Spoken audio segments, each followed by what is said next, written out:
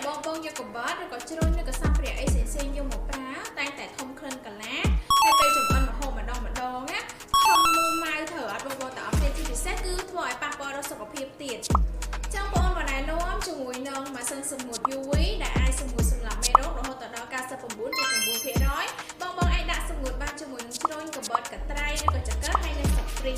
ហើយសម្រាប់ជើងខាងក្រោមនេះវិញគឺវាស្អិតគ្រប់ជាមួយនឹងតុពេលដែលបងដាក់តាំងនៅលើតុទៅគឺអត់ខ្លាចភ័យដួលឬក៏ល្អិលទេបង